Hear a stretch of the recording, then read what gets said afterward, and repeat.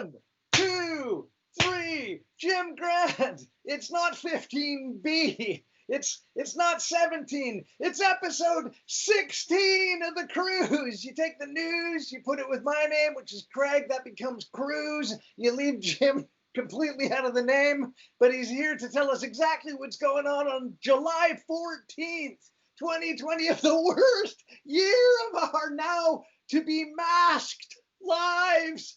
Here he is, Mr. Jim Grant. Thank you, Mr. Campbell. On today's show, we've recorded this on the 14th of July, we've got a plane carrying 860 pounds of cocaine crash lands in Mexico. We're going to, of course, be covering the Boris Johnson mask mandate. Where's the blow? Woo! Woo! Crack 'em! Crack 'em! You got 'em! And its resulting fallout with people, shops, some people cheering it. We're also going to be looking at, we've got a request, a listener request has sent us our first article that she would like us to cover. And we love that. And it's a good article. So we're going to be looking at that, all about Boris Johnson's Boys Club.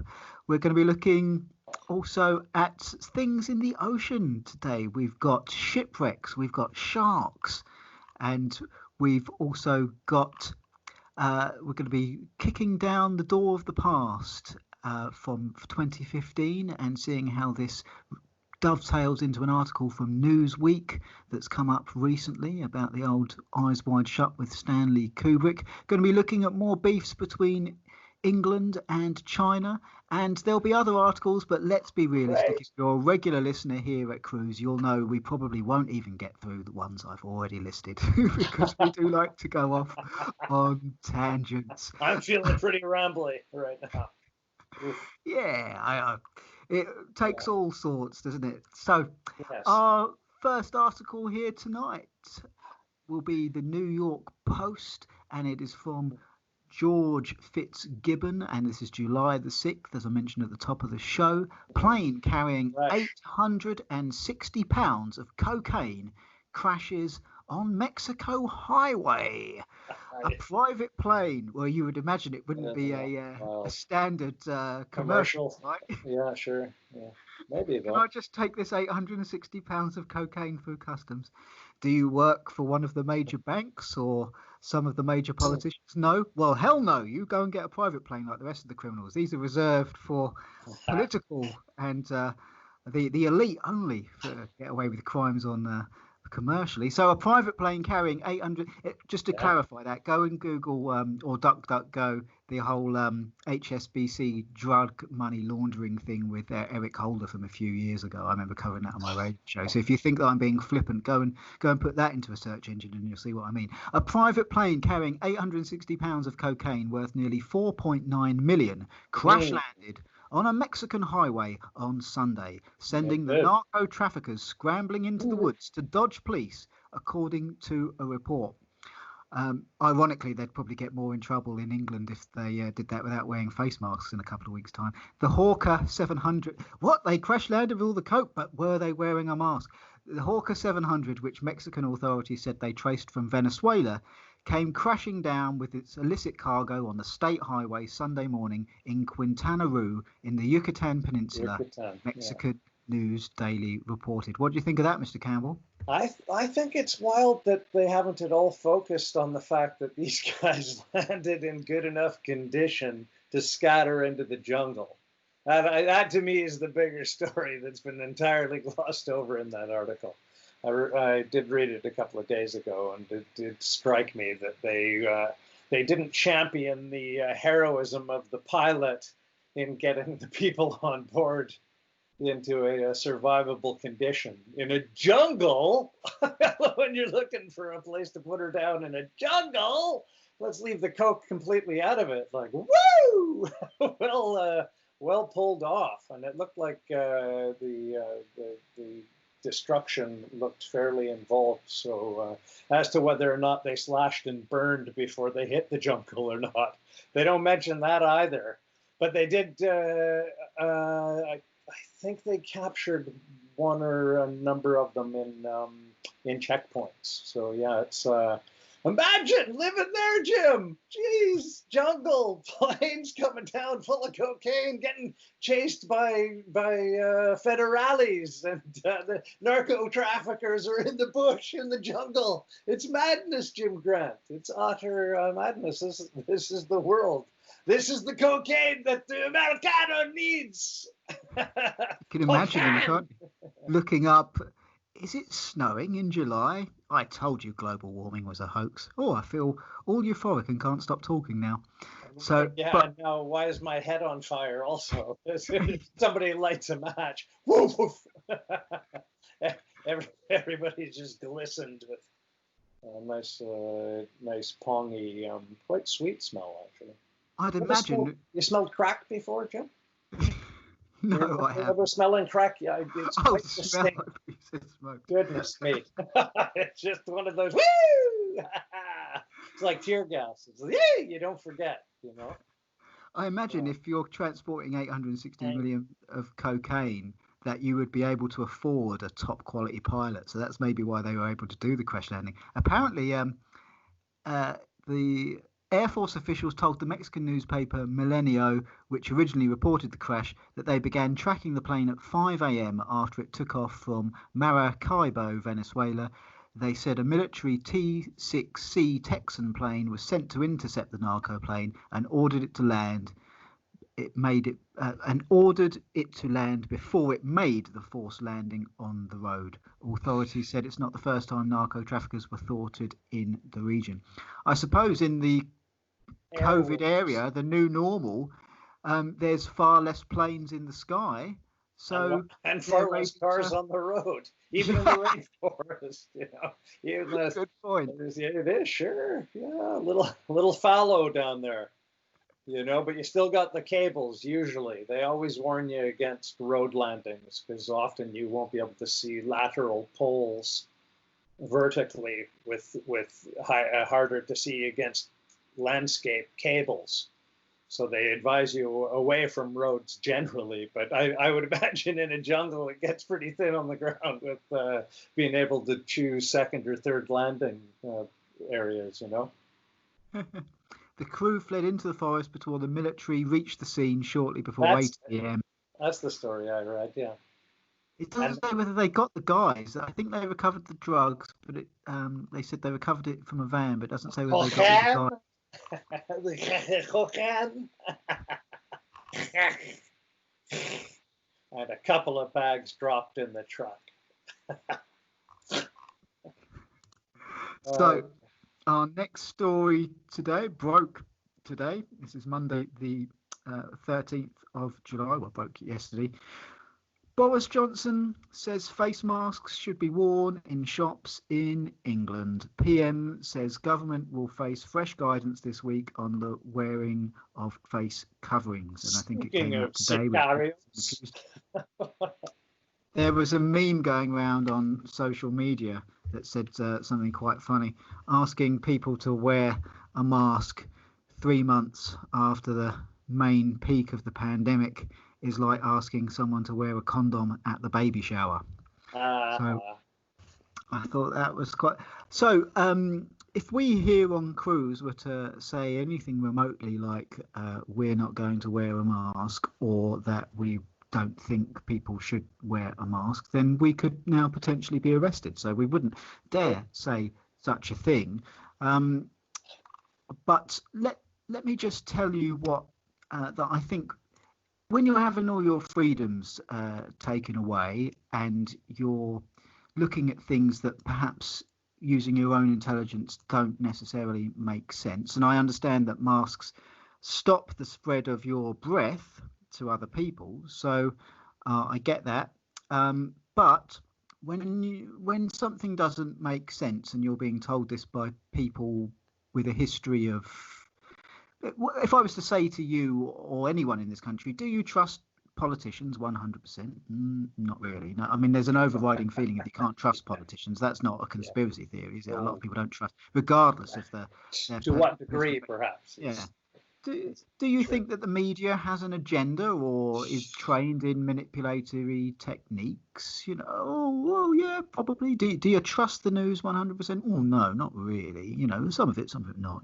That's what most, I think, people I speak to who perhaps aren't cruise listeners would say. So if you're ready perhaps for a second opinion, perhaps you should try listening to some of the people that have been banned off of social media and then find out why they've been banned and then perhaps see for yourself if they live up to that reputation. So, I think perhaps you could go to DuckDuckGo and put in famous England conspiracy theorist, and you'll probably get someone's name on that, and then you could probably put in angry Texan conspiracy theorists. You'll probably get their channel there. Because I don't know if we're allowed to. I think we're allowed to say BitChute, aren't we? I don't think that's banned as such, but I do know I was that. wondering when that would be the next step. It seems the Mm, next logical step that certainly won't be shareable on certain platforms, whether or not yeah. they'll want it mentioned is secondary to that. But Well, if they follow form, then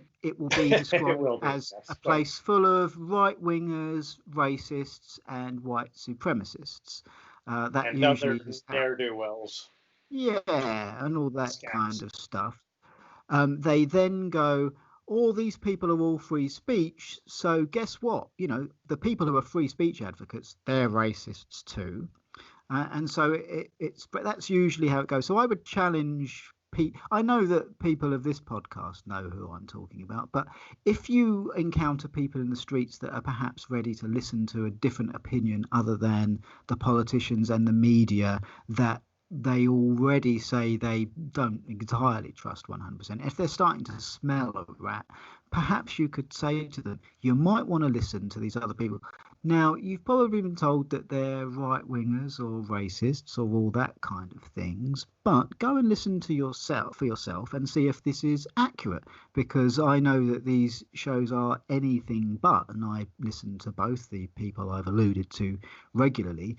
The English guy is definitely not anti-Semitic because I've seen many videos where he breaks down why he is not and why he says that it's there is a Jewish wing just as there's a British wing and an American wing, and it's all about divide and conquer to separate people and spread lies. And he'll go into and another thing as well, perhaps listen to George Orwell's actual interviews and things that he wrote and stuff like that. Where did he get his inspiration from 1984 from? Perhaps go and look into Eric Blair, that's his real name's life, and see where he got those kind of things from.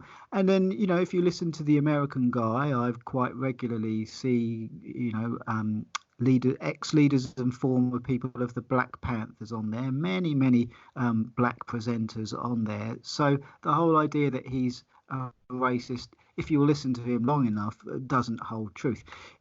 Now, you can call them nut jobs, and because there's a difference between a conspiracy theory and a conspiracy researcher. A researcher will look. I consider myself a conspiracy researcher. I'm only using mainstream articles from this show. That's what I've always done from my Beyond the News days. And a conspiracy theorist is someone who will look at stuff from other non-mainstream sources and they'll make predictions about what's coming. Now that by definition is a theory because you can't prove something that hasn't happened yet. So it is a theory. So I would suggest I you go and theorize. listen. Exactly. Go and listen to what these people's theories are and see if it seems to be manifesting itself. And then ask yourself, all the stuff that was said about them in terms of them being racist and all that kind of stuff, have I seen any evidence of that? Okay. Now, you will hear some crazy stuff for sure. And there's some stuff that just cannot be proved, A horrible slander. Yeah, the moon matrix Saturn theory and all that kind of stuff. You'll hear some crazy stuff, but take that away, separate the theory from the reality, and don't let the fact that they are theorizing put you off the fact that they are researching history as well. There's a difference between the two, and just because you do one, don't let it put you off the road. So I think it's now maybe time for people to say to other people, go and look at these people. Here's who I'm finding accurate, and listen to different points of view and don't be put off by what the mainstream media says about them, who are let's face it, there's competition for ad revenue and other such things. So you can go down the road that it's possible that the mainstream media is concerned about its competition. Even if you don't believe the whole conspiracy thing, you can believe that corporations want to make money, right? And to do that, you want to be able to either buy out your competition or eliminate them, or try and eliminate the sources of funding. You can see where I'm going with that. So there's lots of different motivations for why you do that. But I think the time has come when you're being told to wear a face mask in England, and I'm not telling you not to wear them, but I think it's time to listen to different points of view. What do you think, Mr. Campbell? Oh, sorry to have ranted for so long, but that's quite a manifesto there. yeah, There's a lot to unpack there, Jim Grant. we're playing chess with tyranny. That's that's how I see it. What do you think of my statement there, Mr. Campbell? Have I been diplomatic on that one? Yeah, I feel the same way, but I also feel defeated in the same way. There's you're playing with powers beyond your ken. Anybody who has the power to make sweeping dictatorial statements, are not to be trifled with, and it's now just one more thing that you have to be anxious regarding the state and being a more compliant citizen and falling quicker in line with the other plans that they have for the ones of you that will survive this new normal cataclysm that will be inflicted on you against your diplomatic involvement or contribution. That's where I think we're at, Jim. Where I still, even as before, when we were speaking before we started talking today, we were having a good laugh with each other because I can't take it seriously anymore. It's just you're dealing with lunatics, and you now have the threat of authoritarianism over top of you if you forget your mask, or if you just don't want to wear one because it's a society that is free in that regard. There's no we're in a terrifying era, Jim. You see the ones that are shown in PR, and it's just like covered in twigs and dirt, and it's just like these things are not designed to prevent or contribute or prevent transmission through their capabilities. They're vectors for illness. That's what unless you're in like pristine surgery conditions and they're being changed on a regular basis in already pristine conditions. It's like, they're not something that you wear because it's Monday and it goes with your suit. You're like just dealing with like madness now, of course, but it will amplify, of course, underlying health conditions, and that's what it's thought and known to contribute to. Low oxygen conditions don't help you survive in an already difficult to survive in world. So where we're at. Now, the thing about what you just said there, Craig, is you didn't say anything that the World Health Organization and our own chief medical officer wasn't saying really in March. That's the thing.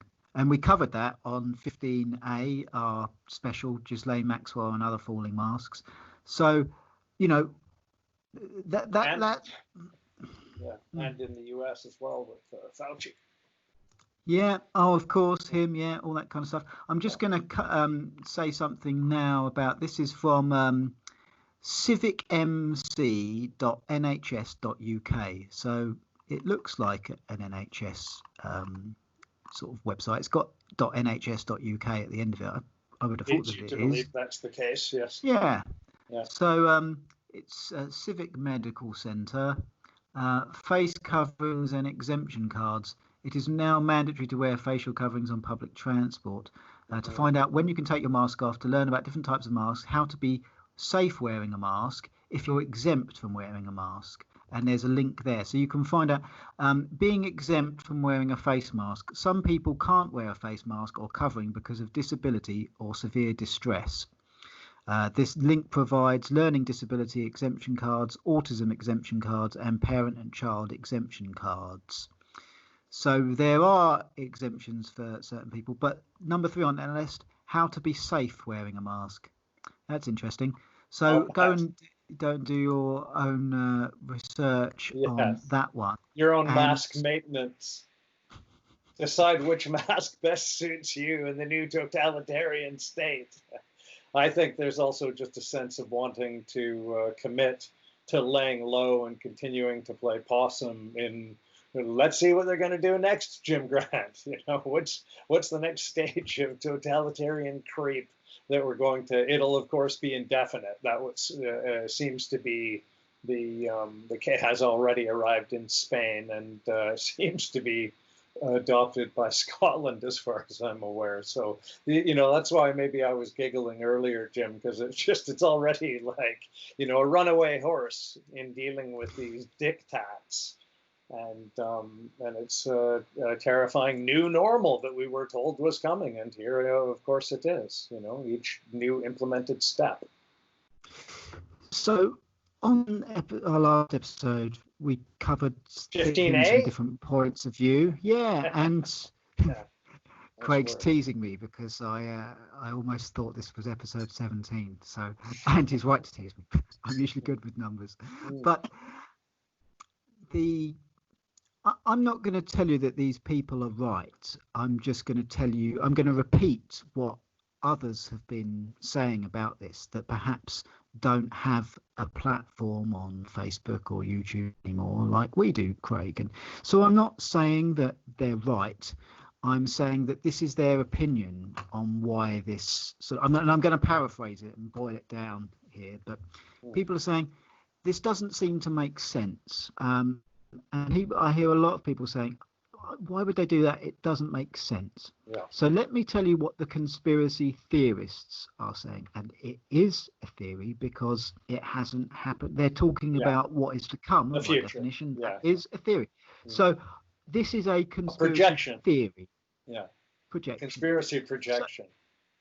So what the conspiracy theorists, and I've just labelled an entire group of people as one there, what a lot of the more popular conspiracy theorists are saying and have been saying for a number of years is that there is a push to bring us into a post-democratic society.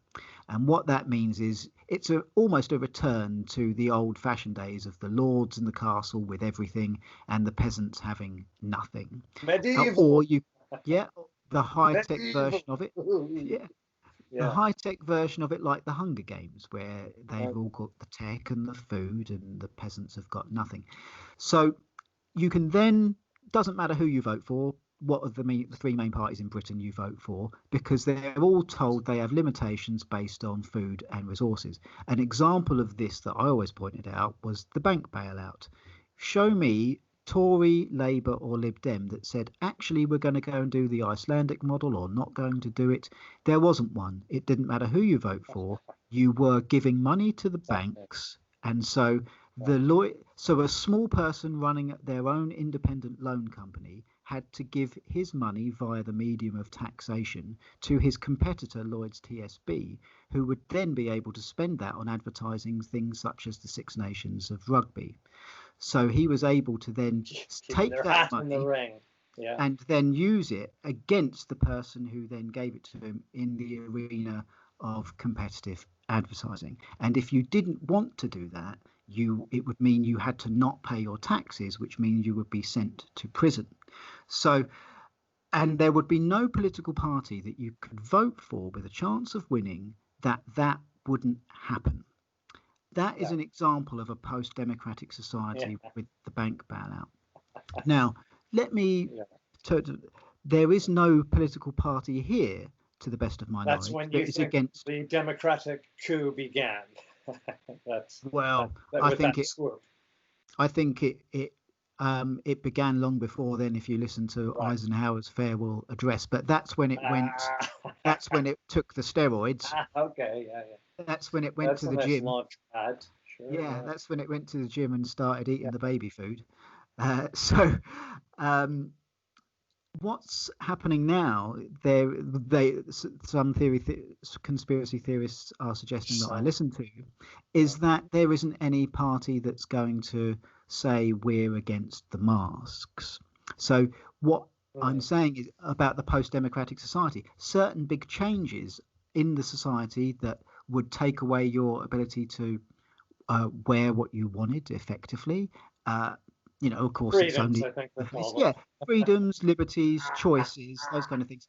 There is Yeah. no political party that you cannot vote for that would Who will go against protect this. those?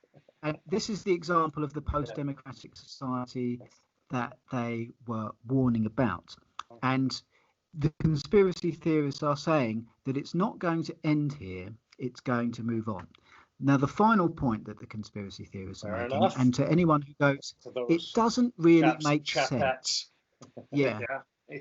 The conspiracy theorists' answer, at least the ones that I listen to, that explain why it doesn't make sense, this seems to be their answer. You can believe it, you cannot. It's an opinion, it's a theory. It can't be proven. It's a matter of personal choice of whether this resonates truth to you. Prejudices and biases. Yeah. Now, no one really wants to live in the Hunger Games era. No one really wants to live in East Germany under the Stasi. No one really wanted to live in Germany under Hitler. But what all these regimes always do is we're going to implement these laws for your own good. And that's how they do such things. So just sort of think about that. And in order to find out who is going to implement, so you're saying to people, we're going to, hold on, I'll forget my chain of thought. Okay. So if you're going to say to people, this is where we are, and this is where we want to go to, and people can look at where we want to go, God, I don't want to live that. You must convince them that it's necessary. And to do that, you're going to need the massive, because we're ruled by consent, you're going to need the vast number of people to not only do it, but to convince the others to do it. So you're going to need to find out who is able to look at a pile of shit and believe that it is chocolate. And to do that, you're going to be able, if you say to people, we're going to need you to breathe in order to get us to our society. People are going to go, well, we do that anyway. That makes perfect common sense. But if you say to people, you're going to be protected by coronavirus if you hop on one leg at midday and jump around in a circle, then you are able to ascertain who is listening to your nonsensical ideas and who is thinking for themselves, i.e. your potential problem people. So if you're hearing that level of absurdity right now, not yet. Like I said, not yet. I am echoing what conspiracy theorists have said may be coming and how it would be going about getting That's from the A level of to clamor B. that you're hearing. If you're looking to produce a result that lacks common sense, i.e. this chocolate is a pile of shit, you need to know who's thinking for themselves, who's tasting it going, this tastes like shit, and who tastes it and goes, actually, yeah, it does taste like chocolate. And more importantly, you're going to then need to find out who is then able to warn people and go, it's a pile of shit, don't eat it. You're going to need to distinguish between those who think for themselves and those who believe only what they're told. And the only way to do that is to ask them to do something that doesn't seem to make sense based on common sense, fact and reality. So the conspiracy theorists are saying, and I am echoing them and just giving a point of view, just as I stood up for Bill Gates on our last show on that one particular article saying he didn't actually go to the island. I look things from all different points of view. I am suggesting to people that perhaps anyone who's going, this doesn't seem to make sense, put forward the theory. It's not meant to. This is a tactic that is designed to find out who is thinking for themselves and asking questions, and therefore a potential problem to the lack of common sense route from going to A to B. So I reckon I've taken up pretty much all of my time on this show. This one, because I actually like to hand it over to Craig. As I said before, quite a manifesto. So I'll sum up by saying this: that if you it may be in everyone's best interest. It may be in not definitely qualifying. It is a potential theory that it would be easier to take the red pill orally now of your own choice because in a year's time, it may be inserted into you against your will as a suppository. So, and the red pill, I mean, listening to other points of view that are not mainstream corporate agendas. And you're going to hear, you go down the rabbit hole, you're going to hear some nut jobs, and you're going to hear some, yeah. So that would be mainly having things like body autonomy also, and things like mandatory vaccinations not being implemented. So that's like totalitarianism at its pinnacle, is the demand that you give over that aspect of your life, and that's a free will project, and that's what's at stake. So if you're behind the Chinese model of public health management, that's what you're looking at, and when you think of the amount of Western technology that's involved in that oppression of any people, I find that something that exists on this earth that we should all be concerned about, and it's the greatest chess piece that's on the table at the minute. So that's where I come from, that point of view, Jim. It's like it's terrifying that there's a state umbrella blanket decision that can be made that all people have to abide by is already totalitarian. Yeah, you had the police. We covered it on show 4. The police were going to that guy, telling him to take off his plague-wearing masks. Now, he might not be fined £100 for wearing one in the supermarket. So, and isn't it a weird message that's come out from the police that say that they know that it's completely unenforceable, but they didn't use the term farcical, but presumably that's what they're implying, that to be able to have the police involved in it just makes it a ridiculous adventure and a waste of police time, of course, for something that probably won't stand up in court. You've just given me an idea of other things to say. I promise, listeners, after this, I'll just get to the news and let Craig speak. But, let me just make the two following points. So we know that criminals can operate in gangs and numbers, and we know there are such things as organised crime. So it's not beyond the realms of possibility that such a thing could occur. I'm not encouraging others to do it in any way, shape or form. But here's the thing.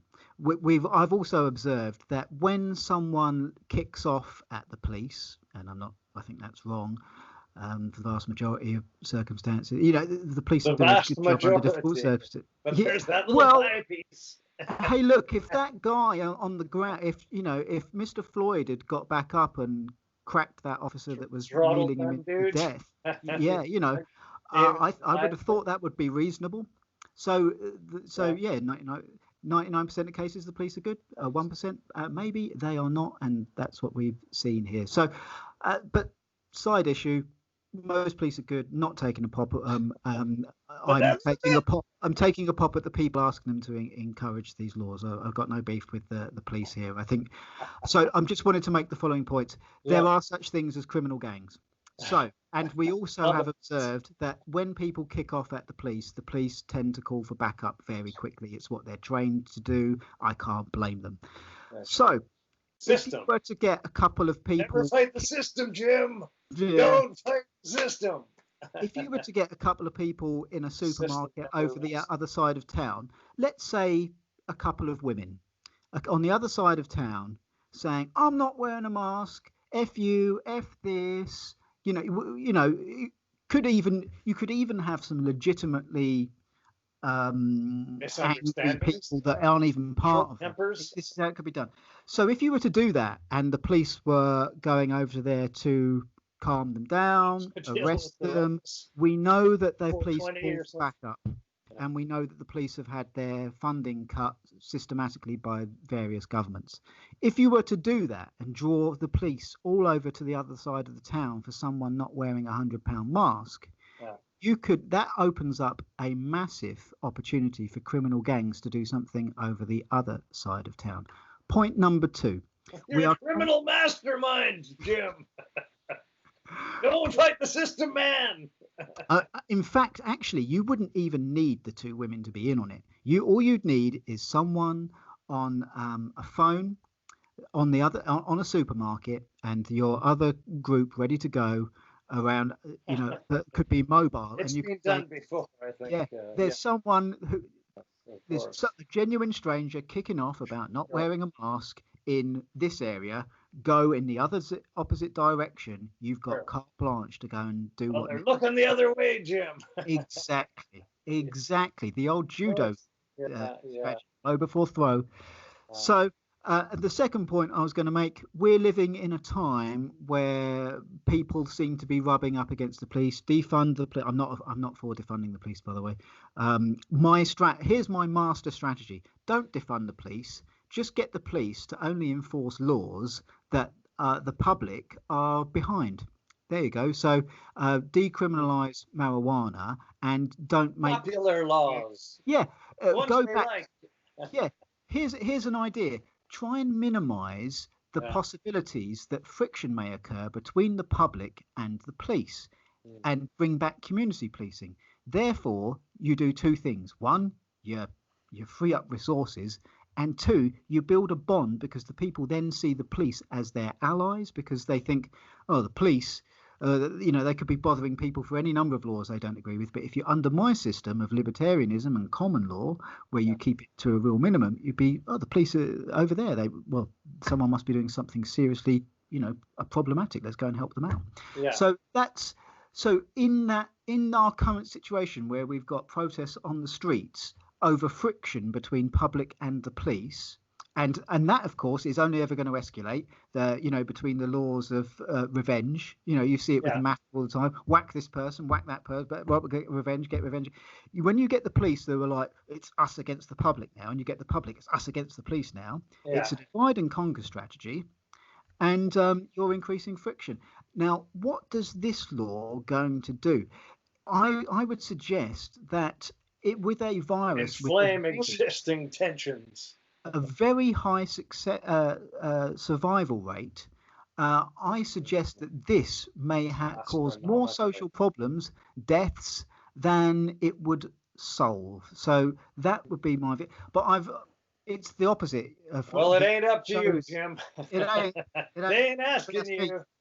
I'm going to zip it up now and just read on our next article that Craig himself was kind enough to email me. So this was from May the 18th. It must be a real bummer for government to have people like us with a memory, eh, Craig? So here's the research here. And, man, this is funny. I always say on the Daily Mail articles that there's an ad at the top that always interferes with the headline. It's been like a bugbear of mine on Cruise. Every single episode we do, I read the bell online. Well, the ad for this one is called British-made face masks, $8.95. So let's see if I can close that. We got the dough. We roll it. Hey. So, hey, I'm a capitalist. Up there. I'm trying to make a few quid there. So the Mail Online: people with lung conditions should not wear face masks if it makes it hard to breathe. Expert cautions as hot air and tight fit can trigger symptoms. Who knew oxygen deprivation could be so bad for you? Experts say masks can cause breathing difficulties for people with weaker lungs. Asthma UK tells us, if you are finding it hard, then don't wear one. Oh, well, you could arrest Asthma UK now. No, you get the medical exemptions. I'm joking on that. One expert explained hot air can trigger asthma symptoms for some people, and tight-fitting masks can make it hard to breathe even for healthy people. Yeah. Really? UK government now recommends masks when in close proximity to others. Well, it does. I want to recommend them now because that article was the 19th of May, 2020. So, what do you reckon, Craig? Well, that's where the next stage of wanting to play possum and watch unfold and incredulity associated with it occurs, because it also doesn't apply everywhere, right? So it has the application of feeling like, and I think there was some report of employees will not be forced to wear them, for example. So if they're using it as like a temporary measure in certain, for some reason, focusing on grocery stores that have been open since the beginning of the lockdown in some way or form, it's that's where it becomes absurd. That's what I've seen pointed out also and believed, right? It's ridiculous that now that they're doing it, aside from all of the other associated intersections with the lowest cases and or lowest deaths, on the graph, on the rapidly uh, um, graduating towards not being around very long in the future is when they go into freaking out and in an environment that's already been used throughout. It's just it adds to all the madness, Jim. But there's hope. Where? Tell us where. An article from The Independent by John Stone. Yeah. I'm never voting Tory again. Conservative activists destroy membership cards over mandatory mask wearing. This is from 2 hours ago. Right. Boris Johnson is facing a grassroots Tory backlash over plans to require people to wear face masks when visiting shops. Already have in many ways for just being right wing, and that'll be that. A right wing splinter group of the Tory party is, good riddance. Kill them. Night of the Long Knives. Ah! You know how it is. Yeah. Funny. Well, it's interesting you mentioned Night of the Long Knives because this could potentially go from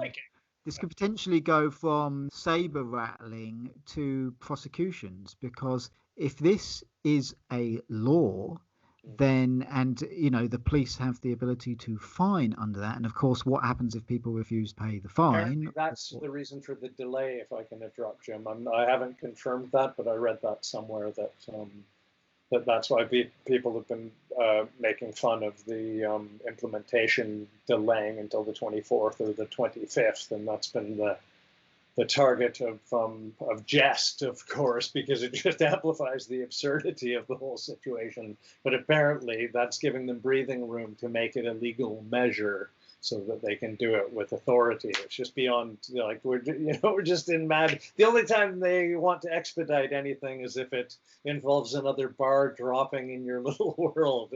They're quite a ridiculous lot of humanity. Conservative Party members took to Twitter to post pictures of their cut-up membership cards and declare themselves politically homeless over the policy.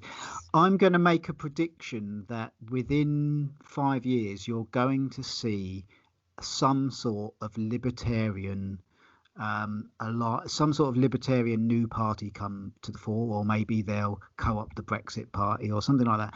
I don't think that you can continue to have the situation I described where none of the three main political parties are taking on board what a large number, I wouldn't even say the majority. I don't know how many people are against the masks. I don't know if it is even the majority. What percentage? But what I'm saying is a healthy number. What percentage of people voted Tory in the last elections? It was like less than the number of people who didn't vote at all. Now, if you can get, I think, but what my point is, if you get all the people that are completely disillusioned from politics, who don't want to vote for anyone, and you give them something to vote for, then team them up with the disillusioned people leaving the other main parties, you will have a beast of a political party in Britain. But who would do it that isn't compromised? That's the trick, isn't it? And the British way isn't to go to the streets with like the French and protest. We don't have the Second Amendment, so we can't take to the streets with the guns like they did in the States. The British way is to tut quietly and go, I'm gonna screw. You know what I mean? That's the British mentality. The British mentality is to go and do something behind the scenes quietly, and then go boom, which pretty much was what the Brexit party was, and all their results and everything like that. So I'm going to make a prediction now that some sort of libertarian party will emerge over the next 5 years. I think it is inevitable, and Who knows? So the move, which is backed by scientific evidence, it's interesting, isn't it? Backed by scientific evidence. Really? Projections. Scientific evidence? Projections in the future. Because I've seen It's adverts on scientifically confirmed. the mask boxes which say it doesn't protect from COVID. I can see it stops breath exhaling. I can see that. But scientific evidence that I'm not sure we can go really that far. Well, And resembles approaches brought in around 120 countries over the world. Everyone's do it. You've got to do it. Peer pressure, peer pressure. We're the media. That's what we do. Is overwhelmingly popular with the wider public. I don't know that it is overwhelmingly popular with the wider public. I would be fascinated to see an honest poll on that, Craig. And I honestly don't know what it is, because I do know a lot of people that love wearing masks and want everyone to wear masks. They're the same sort of people that are grassing up their neighbours for having exercise more than once a day back in March. But I would be fascinated to know what the belief, what that would be. A snap poll by YouGov on Monday before the announcement found that 60% of people back making masks mandatory compared to 34%. I don't know. Is overwhelmingly popular 60%? well, I guess in party politics, it is in their world, in the political world. They're just like, in explaining it to the plebs world, they don't realize that 34% is a solid body block of people with with similar sentiments, and to be disregarded in such a invasive way is volatile, to say the least. Sometimes you can tell people that a kick in the nuts is going to hurt, and some people have to feel it and cripple down in pain before they don't want one again. So we'll see if that number, if it accurate, falls down. So Douglas Carswell, a former Tory MP, responded to the announcement by declaring he would no longer be shopping. So that brings us on to the next point of believing polls as well. For you and I, we both know that, don't we, Jim? That just believing polls becomes it can be a very distorted way to see the world. Yeah, well, the polls said Brexit was going to lose, and the bookies were at some point offering somewhere between 5-1 against, and on a 2-horse race. So we know how accurate those polls were, and of course Trump will never win. Well, he is now. So that brings me on to the next point of that. There's going to be a number of people that are going to stay away from shops and do as much of their shopping online now as possible. It'll reinforce that. There's a conspiracy between the government and the corporations. No, there isn't. Shut up. So at the same time, this is now going to get people to buy from the big corporations like Amazon and the other such things delivering to their door than it is to small business. And of course, that's the new normal, Jim Grant. But don't worry, small businesses are doing great under COVID. I mean, they're in the time of their life. They're not really shutting down left, right, and centre beforehand, through austerity, and they're not really under pressure from COVID now. And they'll survive this no problem. They're in great shape. So long-time Conservative supporting journalist Toby Young pledged ahead of the announcement that he was never voting Tory again if the ban came in. He described masks as mandatory face nappies. So all to protect us. Yeah, all to protect us from the old British humour punching through. Yeah, punching through. All to protect us from a virus that has a very high survival rate under 70, and that it's so deadly that some people didn't even know they had it until they took the test and found they were positive, just like the goat and the food in Tanzania. So, yeah, exactly. Yeah. So, any more comments on masks, Mr. Campbell, before I bring us to our question article? I'm good with that. Nice exploration. Nice drop-off point. So this is our first request. Thanks, Martina. That she asked us to cover this article here. It's by Heather Stewart from The Guardian. I haven't read it yet. I thought I'd read it through with Craig. Saturday, the 11th of July. It's a boys' club. Sorry? A debut reading. Yeah, it's a boys' club. Johnson accused of running blokey government.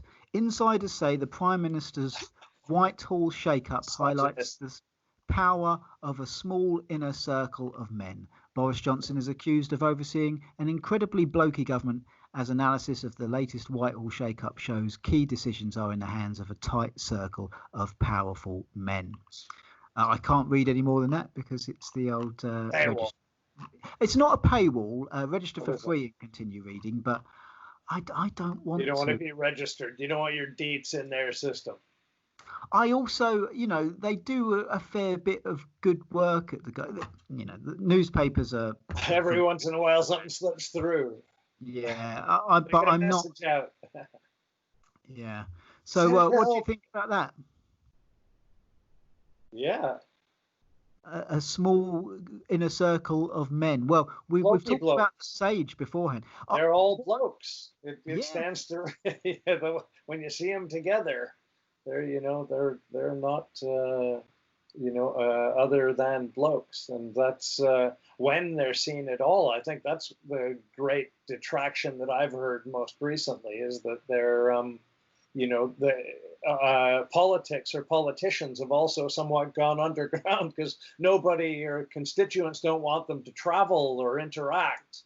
So they don't, have functions that they are exploited on. And it's just like these long time periods between an upcoming statement to be dropped to Jim Grant to let you know how your world's going to change definitively, and leaks and all the various, the Michael Gove preempting but being erroneous in his prediction that face masks would never be mandatory, and then literally, minutes later, it's just there's no credibility at the top. There's only certain people that are in on the decisions, and they're made somewhat seemingly more rash than you might think, or less inclusive in the cabinet than you might imagine. Classic. And I would say go and look at who the small circle is friends with and where they seem to get funding from, that kind of stuff. I think we covered this, who's pouring, the people in the Sage group, they were from corporations, they were from this, that and the other. So go look at I would say the corporate interests on that. It's not, I would pay less attention to the gender of it and more to who they seem to be pals with in terms of corporate agendas. That would be my reaction to that one. Yeah, there's, I feel uncomfortable talking about it more because it's just so sinister. All right, something more light-hearted now. This is from the. Got any animal bloopers? We've got something quite. This is from today. It's a pretty cool story, I think. Is it?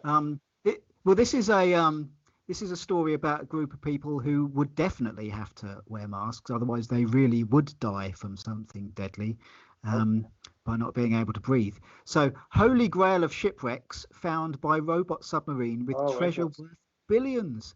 Archaeologists were thrilled when a robot submarine uncovered the Holy Grail of shipwrecks at the bottom of the Caribbean Sea. I am, of course, referring to the divers that are going to go down and retrieve this mask. Yes. So, carrying treasure thought to be worth up to 13 billion.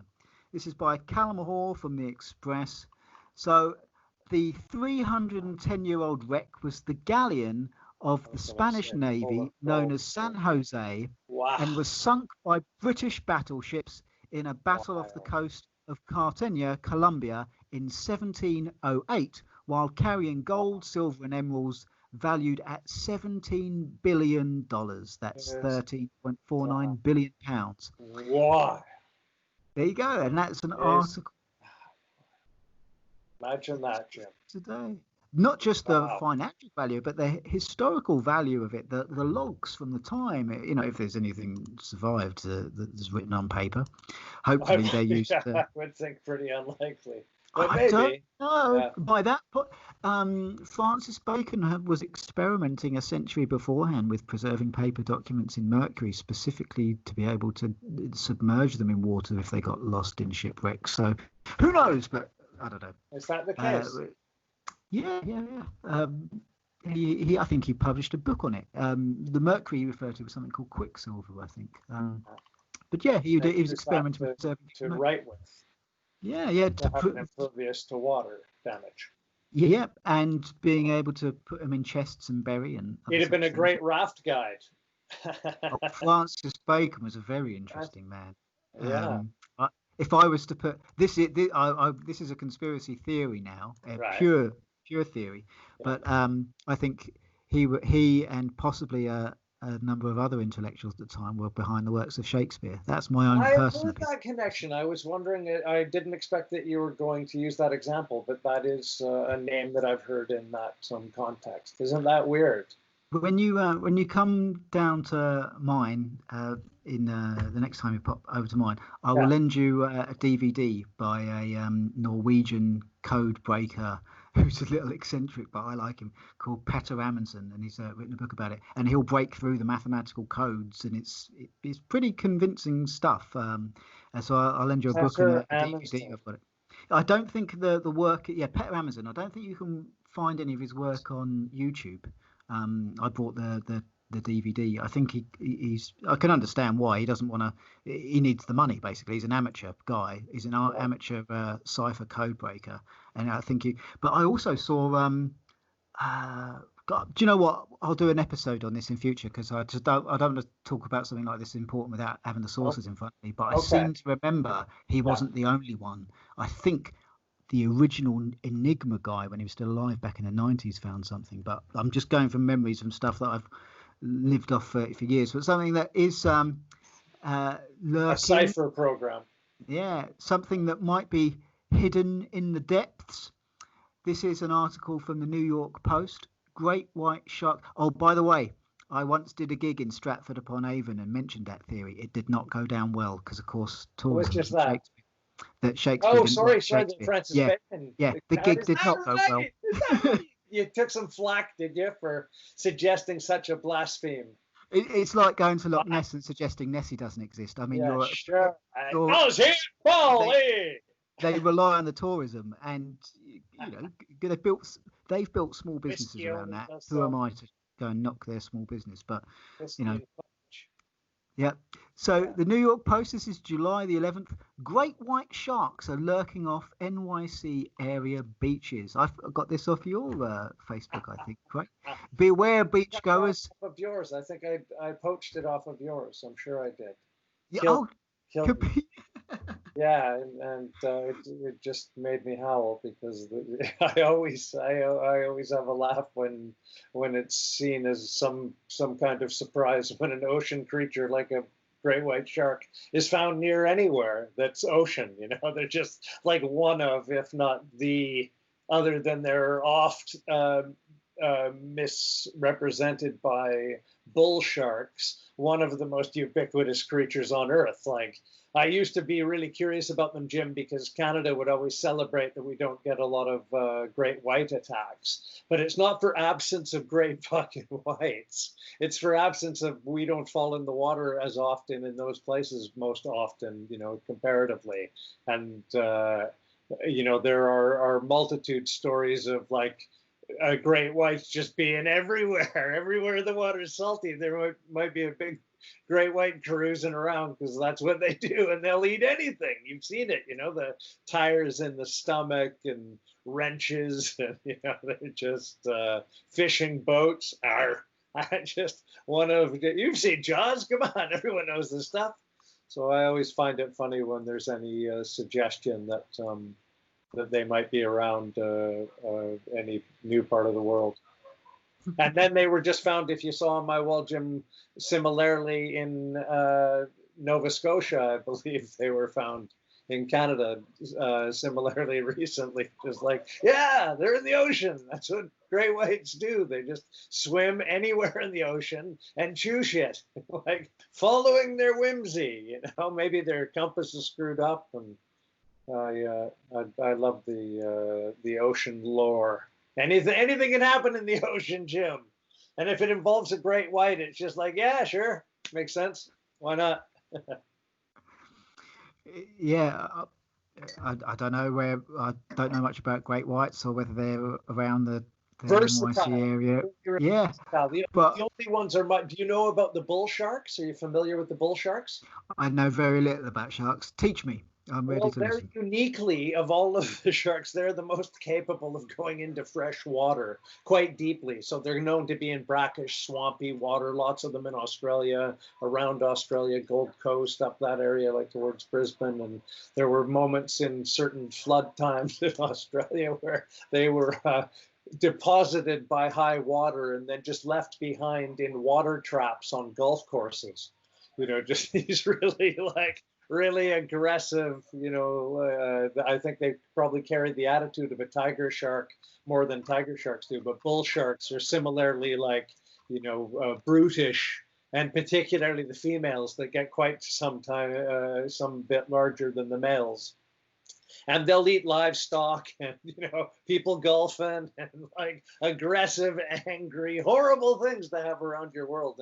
And they're also the ones that are believed to be misunderstood or not identified as the attacks that led to the writing of the book Jaws that became the movie Jaws. That the inspiration for that book, those attacks, were attributed at the time of the writing of the book and folklore to be great whites. But the reality is that the belief of the oddity of the confluence of attacks over a short period of time in whatever it was, 1927 or 29, that they now fully attribute those to bull sharks, just situationally. It's just like, oh yeah, that's what a bull shark would have done, like way upstream hits, that kind of stuff, like far deep into swamp water and taking swimmers, these type of attacks that great whites are just not capable of, and they just don't do. So I quite I'm always curious about shark behavior, Jim. I used to talk about it on stage too, about the reaction that this will probably get. That it used to. One of the things that I remember being hit by living in Vancouver on the west coast of Canada for the time that I did. I was very curious about sort of the events of the sea in that area, and they had not caught great white sharks, Jim, but they had definitely had them wash up on shore in really remote, like quite high up the panhandle, you might call them, areas in the Pacific, on Canada's west coast. And there's no, I used to say, I think the joke on stage was like, the only people that think there's great whites in British Columbia are oceanographers. Those minutes, everybody else don't think they're around, but anybody that has any knowledge of the sea knows that of course they fucking are. That's what they do. They just cruise about and fucking eat general, regionally different stuff, of course, but quite known to cruise. Yeah.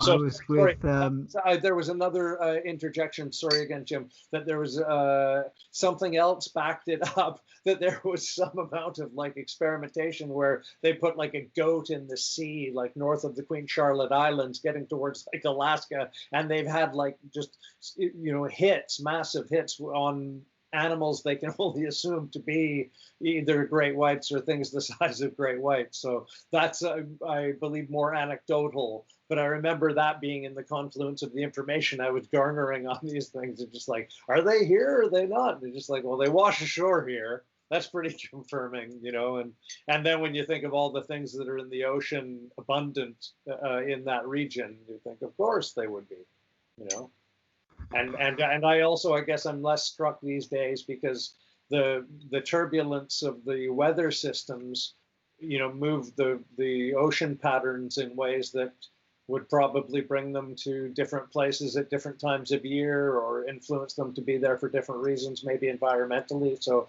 it makes sense to me now that there's just chaos, Jim. It's like we're living in a monster flick, and who knows what's that? Murder hornets! It's full Sodom and Gomorrah. So I can only giggle along. I was fishing probably about 5 years ago with Dave Thompson. A wonderful human being, Tinky Winky from the Teletubbies, if you didn't know, great comedian, really nice guy.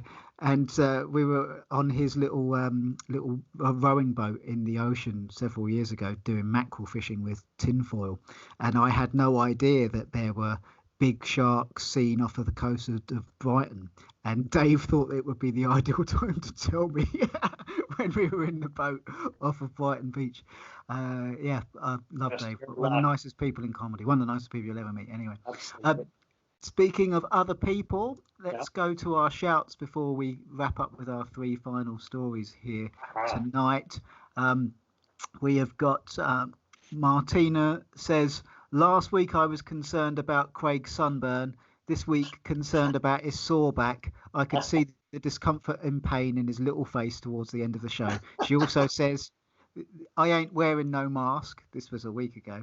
And she says, anyhow, another great show full of facts and proving past predictions. Thank you, Jim and Craig, for your continued sanity in these times of delusion.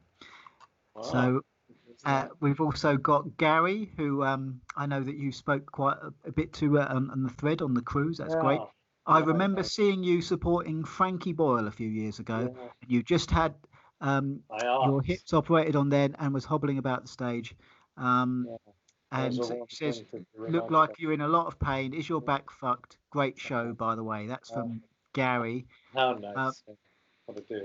And Chris over in the States has said, this was in relation to our last show, pretty sure Craig has Sasquatch DNA in his genealogical tray.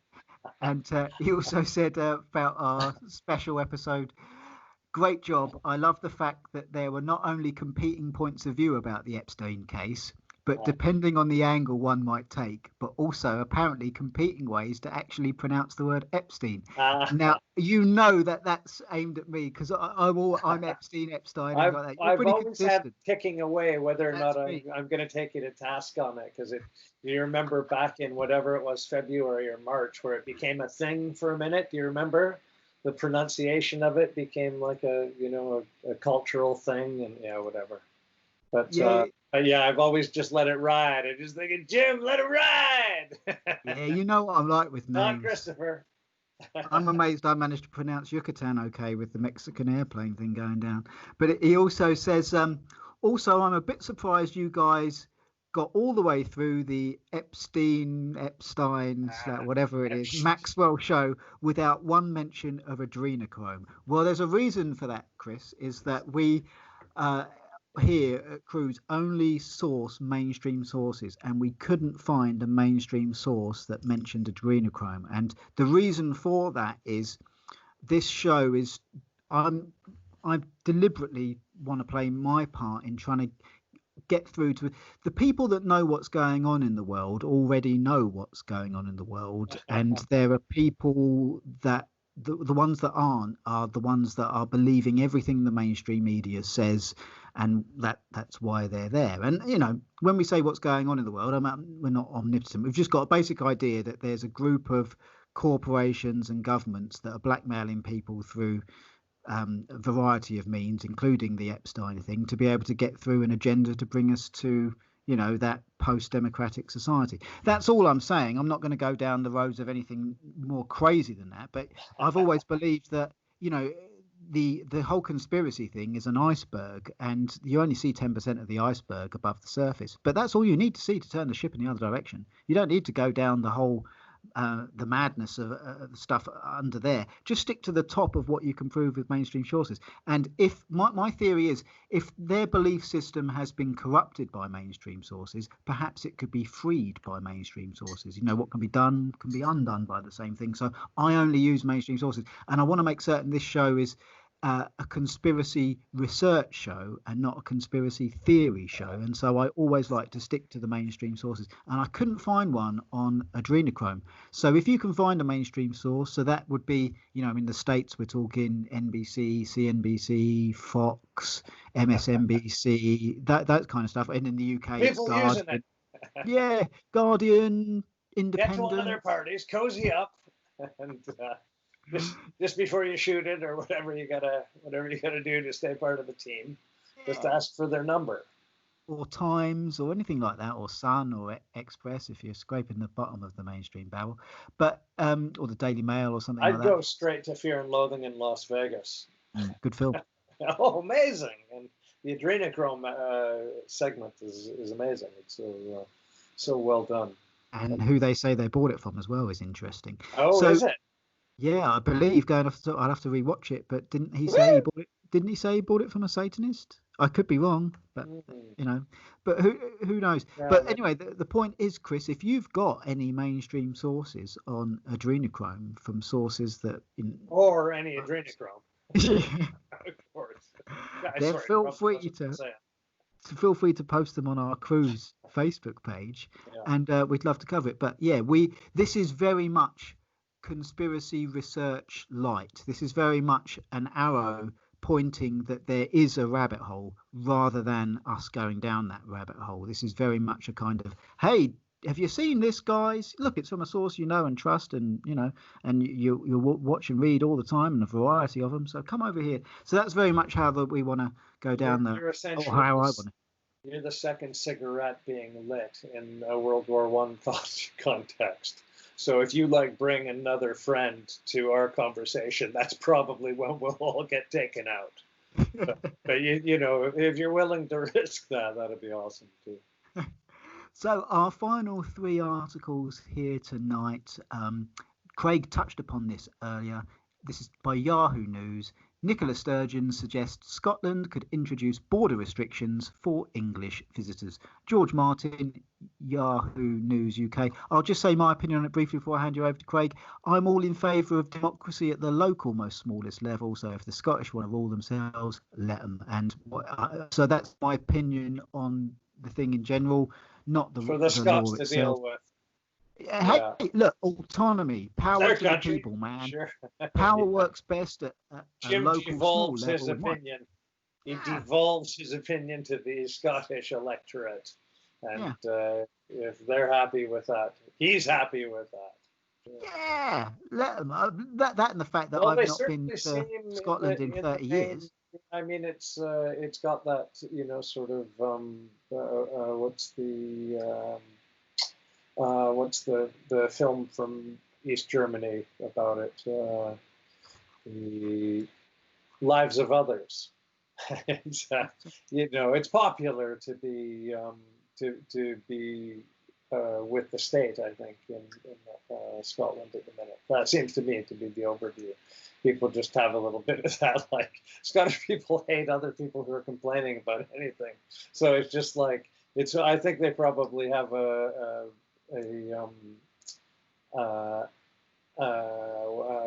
what's that term? Nihilism about them. That just you can't make them angrier than they already are. They're so grumbly to begin with, and then if one more thing gets put on that other people deem it worthy of grumbling about, they'll grumble about that. It's like kind of the whole grumble is taken upon itself to just like, well, we'll all get through this if you just shut the fuck up. It has that defeatism almost about it. Horribly. I wish I didn't feel that way, but. Yeah, it's just like there's no movement of freedom. You've seen it. You've seen it lampooned on the net. It's an ism. It's a true ism of our era. Freedom. Where's my mark? There's no Willie Wallace do. The new. Where is it? Who's your Willie Wallace to do? And there's like no. It's quite the opposite. It's like an impassioned letter that glorifies some element of the official propaganda and celebrates the do it for others type of ethos associated with it if you don't dig deeper. Do it for others kind of ethos. That's the perfect perfect line to put us into our next penultimate article from Newsweek here. In Eyes Wide Shut, Stanley Kubrick captured horrors of Jeffrey Epstein era by Andrew Whalen. And this is from the 7th of December 2019. The arrest of billionaire influence peddler Jeffrey Epstein for the alleged repeated and systematic trafficking and sexual assault of underage girls is more than an indictment of a sexual predator. It's also compelling evidence of corruption among the most powerful political and business interests in the United States. But public knowledge is, so far, founded as much on horrifying insinuation as actual evidence. So that's an article from Newsweek. Bringing us on to our final article Newsweek's here. been a dark horse, haven't they? They've produced some really compelling stuff along the way. It's like, whose team are you on? They got that totalitarian look to them that Time has. Time's sort of led to some disappointment in terms of disillusionment as you grow older. But Newsweek has really been coming on strong. I don't know what's behind them. Do you? Nope. But I like it. And our final article just... They're like the Rebel. They're like the High Street Rebel. This is from 2015. We're going back 5 years now. I believe it's from 2015. I can't get the date on because there is a paywall on this one. This is the Telegraph, but I'm pretty certain this is a few years old now. Yeah. But whatever happened to this story, 76 politicians, 178 celebrities, and 7 sports stars. The scale of VIP child sex abuse inquiry. Police reveal complaints against 135 figures of the world of TV, film or radio, 76 politicians, 43 from the music industry and 7 from sport. That is an article from the Telegraph. I believe it's 2015. So there are some nasty people in this world. They seem to congregate together, and that's, I think, what Eyes Wide Shut was getting to. So I just thought Did you see I put up the Franklin documentary on my wall? It might have been even last night. I was in a flurry of feeling nostalgic in the way that you just described of, these things have been going on for a while, and it's not like similar things haven't gone on that were going on for a while that were then exposed, and just like little to nothing happened, and it just the tyranny keeps rolling along. It's just seemingly what it has to do. That's maybe the nihilism and the resignation that I have to it, because I can only laugh maniacally now, Jim. It's just the people that I go to for advice or inspiration, I see that they've gone biblical, or resigned themselves, or looking at trying to defect to some fictional place that also doesn't exist. So we're in very trying times. Very much so. So that, I think, concludes our 16th, definitely not 17th episode of Cruise. Number 16. If you want to know more about the stuff that we talked at the end, we've got our special, the Cruise Special 15A that we released on Saturday. It can be found on our Cruise Facebook page. Please like that page. Please subscribe to us on YouTube. But the best thing you can do is share our video of our show on your social media platform. It really does open doorways and viewers to the people that we believe most need to listen to it. So thank you so much for listening to this. Any closing comments, Mr. Yeah, Campbell? 15A started to crush 15. It's starting to do really well. It's interesting to watch a horse race like that. Obviously the numbers are also entertaining.